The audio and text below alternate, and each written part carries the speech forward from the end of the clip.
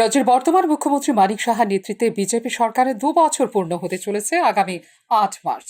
সেদিনই রাজ্যে মাধ্যমিক পরীক্ষা থাকায় রাজ্য সরকারের 2 বছর পূর্তি উপলক্ষে বিশাল জনসভা অনুষ্ঠিত হবে আগরতলা স্বামী বিবেকানন্দ ময়দানে আগামী 9 মার্চ।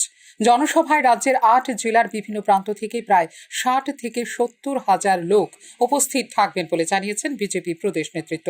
জনসভাকে ঐতিহাসিক রূপ দিতে সব ধরনের প্রস্তুতি নিয়েছে ত্রিপুরা প্রদেশ বিজেপি।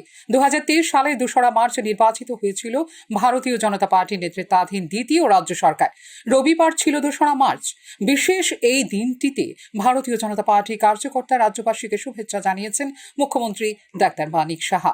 ত্রিপুরাবাসীর সার্বিক কল্যাণের অঙ্গীকার নিয়ে প্রধানমন্ত্রী নরেন্দ্র মোদী, গৃহমন্ত্রী অমিত শাহ, সর্বভারতীয় সভাপতি শ্রী জে.পি. নাড্ডার সুদক্ষ নেতৃত্বে স্থাপিত এই সরকার আগামী দিনেও উন্নয়নের জয়যাত্রা অব্যাহত রাখবে বলে এদিন জানিয়েছেন মুখ্যমন্ত্রী ডাক্তার মানিক সাহা। ডাক্তার মানিক সাহা নেতৃত্বাধীন বর্তমান সরকারের অধীনে মোট 839 কিলোমিটার দৈর্ঘ্য সম্পন্ন 6টি জাতীয় মহাসড়ক তৈরির কাজ শেষ হয়েছে প্রায় 60%। এছাড়া গত 2 বছরে ইন্টারনেট সংযোগ উন্নত করার পাশাপাশি রেল পরিষেবা এবং বিমান পরিষেবা উন্নত হয়েছে ত্রিপুরায়। রেল পরিষেবায় যেখানে ইতিমধ্যে শুরু হতে চলেছে বন্দে ভারত ট্রেন, সেখানে মহারাজা বীর বিক্রম বিমানবন্দরকে আন্তর্জাতিক বিমানবন্দর হিসেবে ঘোষণা দেওয়ার সময়ের অপেক্ষা মাত্র।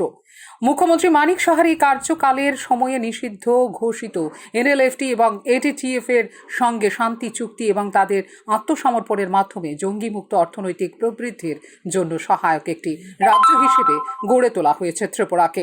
দক্ষিণ ত্রিপুরাকে চট্টগ্রাম সমুদ্র বন্দরের সাথে সংযুক্তকারী ফেনী নদীর ওপর মৈত্রী সেতুর ওপর দিয়ে যাত্রী চলাচল মুখ্যমন্ত্রী ডাক্তার মানিক সাহার কার্যকালের বাদ বাকি মেয়াদের মধ্যে শুরু হয়ে যাবে বলে নিশ্চিত রাজনৈতিক তথ্যভিজ্ঞ মহল।